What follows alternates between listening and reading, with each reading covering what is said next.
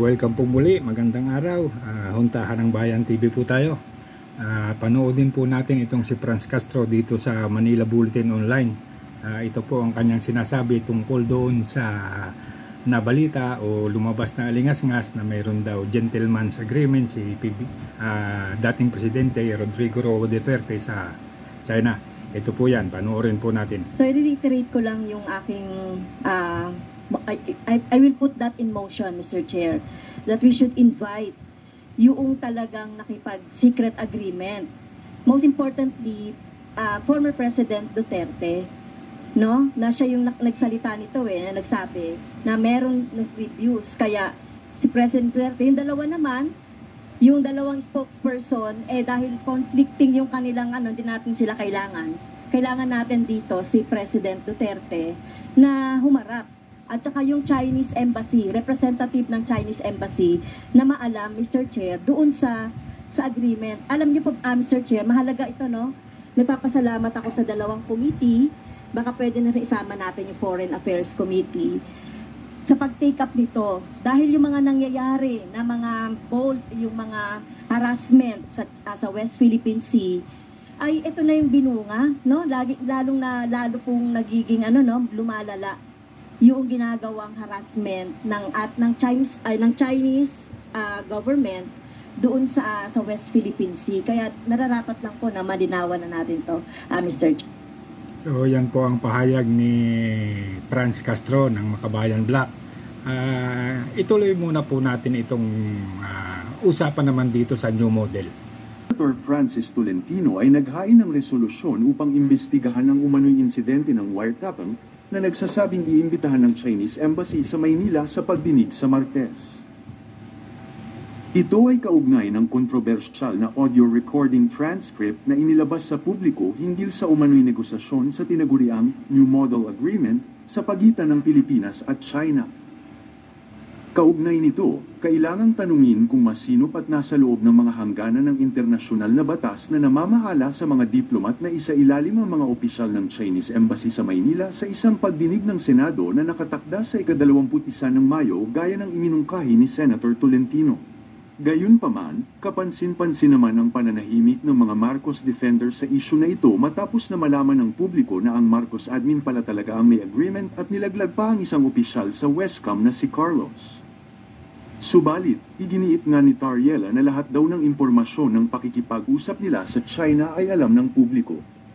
Ayon kasi sa ulat ay Philippine Coast Guard spokesperson on the West Philippine Sea, Commodore J.T. Tariela, together with Philippine Information Agency Director General Jose A. Torres Jr. held a press conference on Wednesday, May 15, in Diliman, Quezon City, regarding ensuring that all factual information about the West Philippine Sea is properly disseminated to the Filipino people. Kaya naman, sinupalpal ito ng retired general na si Orlando De Leon na ang sabi ay, "The worst propagandists are those that begin to believe their own propaganda. Stop the verbosity, we don't need your arsenal of English with a twang. We need substance, short and crisp." Ayon pa sa kanya ay, SND Teodoro and NSA Año are throwing tantrums after being caught with their pants down. It revealed to the whole country and the world that they don't have balls underneath those pants.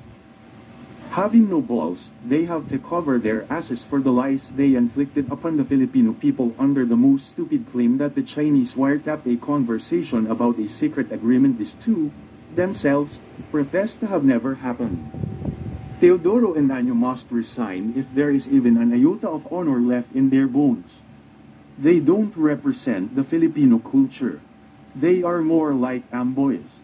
Gayunpaman, ang pinagmamalaki naman ng makakaliwa na pagsugod nila sa WPS ay lalong nagpalala sa tensyon at ikinagalit ng China. Ayon kasi sa balita ay, naglabas ng babala ang China na dadanasin ng Pilipinas ang mga kahihinatnan ng flotilla ng mga barkong sibilyan na naglayag sa ibabaw ng Baho de Masinloc o Scarborough Shoal sa hangaring igiit ang teritorial na soberanya ng bansa dito. Sinabi ni Wang Wenbin, tagapagsalita ng Ministry ng Panlabas ng China, na ang anumang pang-aabuso sa mabuting kalooban ng China upang payagan ng mga bangkang pangisda ng mga Pilipino sa West Philippine Sea ay matutugunan ng Beijing. So, ayan po. Una po, balikan natin po itong si Franz Castro. Ito po yung tungkol doon sa mungkahi niya na isa lang sa investigasyon sa mababang kapulungan ang gentleman's agreement daw ni Marcos ni dating Presidente Rodrigo Roa Duterte sa China. At ito to sinasabi pa po niya dahil sa gentleman's agreement na ito, lagi daw tayong binubomba ng water cannon ng China at nagkakaroon ng tension at pagkikirian doon sa West Philippine Sea. Kung atin pong matatandaan, lumabas din po ito sa isang pahayagan at lumabas din po sa mga social media platforms yung tungkol doon sa binitawang salita ni PBBM o Bongbong Marcos patungkol dito sa gentleman's agreement daw ni Rodrigo Roa Duterte. At doon po ay talagang ang tigas ng pananalita niya at ang sakit ng mga sinasabi niya. Ang sabi pa nga niya, horrified daw siya.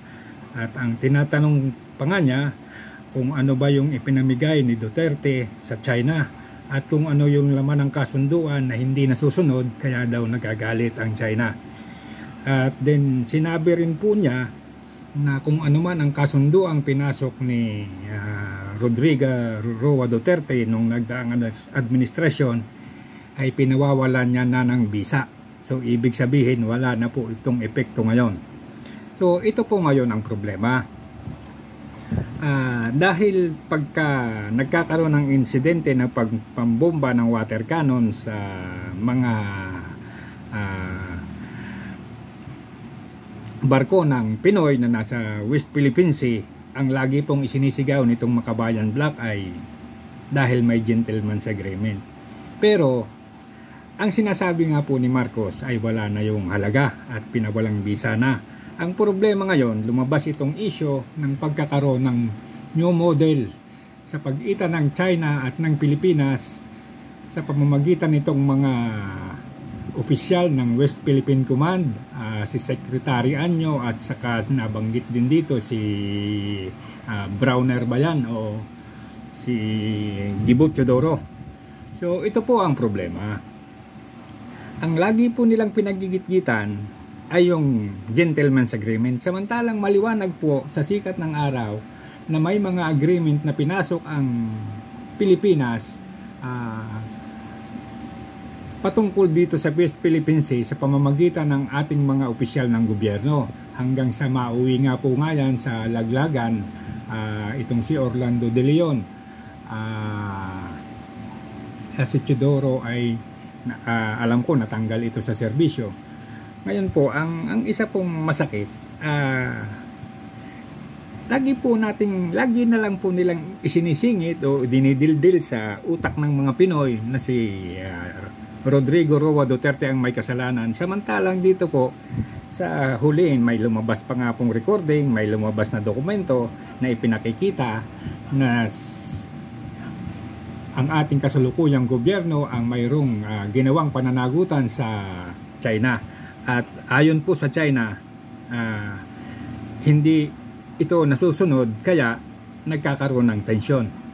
So nagtataka rin po tayo ngayon, yung media medyo parang natahimik naman sila, hindi nila ito binibigyang pansin at parang ginagawa na lang itong ingay para pagtakpan yung mga problemang nagawa ng Marcos administration. At lumalabas po kasi na habang itinatanggi ni Gibo Teodoro, ni Tariela, itong si Secretary Anyo ang kasunduan, lalo naman pong lumalabas yung mga ebidensya at lalong napuprovoke yung China. At ito nga po, itong huli, medyo hindi na maganda yung sinasabi ng Chinese official at medyo nakakatakot ito. So sana po magkaroon ito ng maagang linaw at sana itong si Makabayan Black na si Castro, dapat ang i-insist nilang imbestigahan ngayon ay itong new model agreement para mapatunayan at makita ano ba yung kasunduang pinasok ni Marcos at ng kanyang mga bataan dito sa agreement na ito at bakit ganito na ang sitwasyon ngayon sa West Philippine Sea at bakit tayo nagkukumahog na parang makikipaggera. So sana ito ang sa Makabayan Black, sana ito ang pagtuunan nilang pansin at bigyan ng atensyon na mapaimbestigahan. So hanggang dito na lamang po muli at maraming salamat po.